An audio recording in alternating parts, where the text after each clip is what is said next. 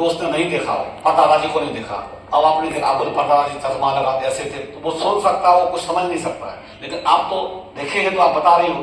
तो वैसे हमने शास्त्रों को पढ़ा है, हम जानते हैं कि ऐसे पढ़ना 16 तरह के विधान होते हैं श्राद्धों में, 16 श्राद्धें होती हैं। तो अब जो जानते हैं तो जानते हैं, पर आज आप अध्ययन करेंगे तो आपको, जैसे आपने कल पढ़ा तो आपने बताया कि गुरुजी हमने पढ़ा है कि 7 गोत्र कौन कौन होते हैं, आपने पढ़ा, तो कितने कुल होते हैं वही आपने पढ़ा होगा। तो जितनी बातें हमने बताई वो आपको गया महात्मा में मिल रही है। अच्छा, इसके अलावा हमारे ऐसे शुरू से हमारे ऐसे गुरु के शरण में हम रहे हैं कि हमको कोई बातें मनगढ़ंत बोलने का अभ्यास नहीं है। जो बात बोलेंगे उसको साबित करने का हम भगवान कृपा से ये रखते हैं।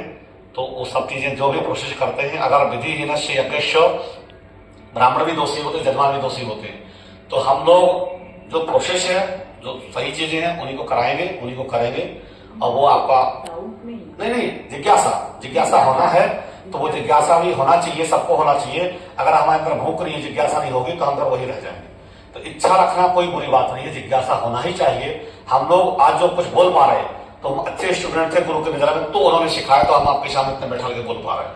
अगर आप जैसे सर भी कुछ हैं तो वो क्यों है, क्योंकि उन्होंने मेहनत किया, अपने को उसको ढाला, तो आज वहां पहुंचे, तो उसका सुख उनको मिल रहा है। हमको भी जो सुख मिल रहा है आप लोग के पीछे बैठ के हम जो बोल पा रहे हैं, तो गुरु की कृपा हमारे है ना, माता पिता ने उसके लायक बनाया।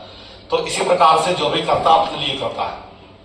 तो आप जो पूछेंगे, किसी का कोई और कोई प्रश्न हो तो पूछें, क्योंकि समय का भाव है, सब थके हुए आप लोग भी, और आज बेटी का भी बर्थडे है, तो कुछ अपना बात करेंगे बच्चा लोगों से, है ना, माता पिता से बात हो गई। खूब दीर्घायु रहे, हमारे तरफ से खूब सतायु रहे, खूब जिए, हम यही कामना दया से करते हैं।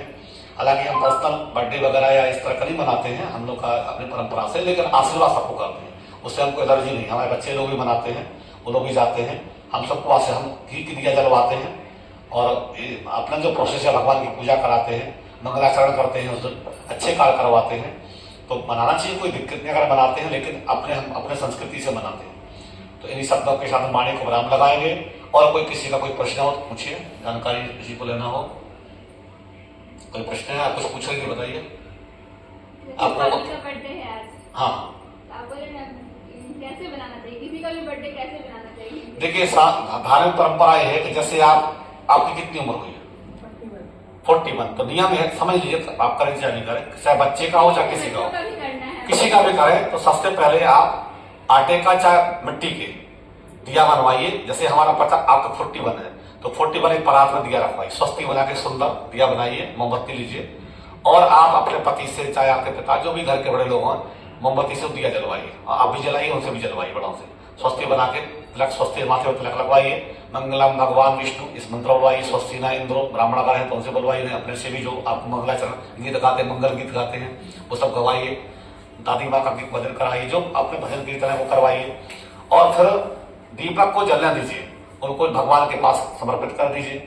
आप भगवान से अपनी जो जन्म कुंडली है उसको स्वस्ति बनवा के ब्राह्मणों से दक्षिणा रख के भगवान के पास रखवाई कि हमारी उम्र इतनी दी आपने, उसमें भी कोई ग्रह बाधा ना आए, आगे हम लोग अच्छे बढ़े। और आपके जो इष्ट मित्र बड़ों का दुख है उनको आशीर्वाद दें। अगर आपके माता पिता हैं, आप कुछ कमा रहे हैं, तो उनको वस्त्र पहनाइए, उनको सुख दीजिए, तो उनको लगेगा हाँ मेरे बेटे बेटी का पास है, उनका सेवा करिए, अच्छे कार्य करिए, गाय को खिलाइए, गरीबों को दान करिए। तो ये तो होगा बर्थडे।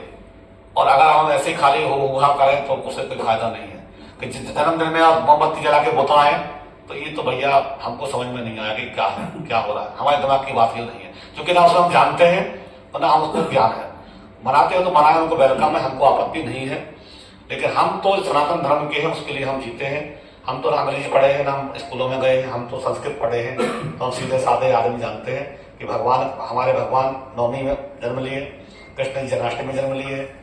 हम यही जानते हैं कि तिथि से जन्म मनाया जाता है, अंग्रेजी का कोई यहाँ कल्चर नहीं था, फिर भी लोग मनाते, खुशी मनाने का कोई वो नहीं है, कोई हमको आपत्ति नहीं है, लोग मनाते मनाए, लेकिन हम अपने स्वरूप में रहें, मनाए। अगर कल्चर भी मनाना अपने स्वरूप में हम रहें तो बहुत, जैसे अमेरिका में जाइए कभी हिंदुस्तानी भाषा नहीं बोलेगा, रसिया में जाइए रसियन बोलेगा, आप जिस विदेश में जाइए वो अपनी भाषा में बोलेगा। एक हिंदुस्तान के लोगों को पता नहीं क्या भूत चढ़ा हुआ है कि वो मतलब नकल करते हैं दूसरों का, तो ये बात अच्छी नहीं है। हमसे एक आदमी बोले न्यू जर्सी के, बहुत जुड़े फेसबुक पे व्हाट्सएप पे बहुत पीछे लगे, बोले गुरुजी मुझे आई मना हिंदी नहीं आती है, मुझे इंग्लिश नहीं आती है।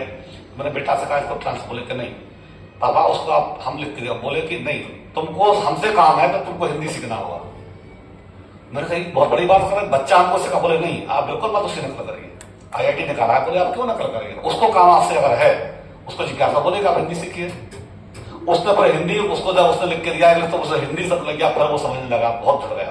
तो इस तरह से मैंने हम बच्चों छोटों से भी सीख सकते हैं, बड़ों से भी सीख सकते हैं, सीखने की तो उम्र नहीं है, लेकिन कहने का भाव हमारा है कि अपने स्वरूप में हम रहेंगे तो हम सुख भी पाएंगे, इज्जत भी पाएंगे, सम्मान भी पाएंगे।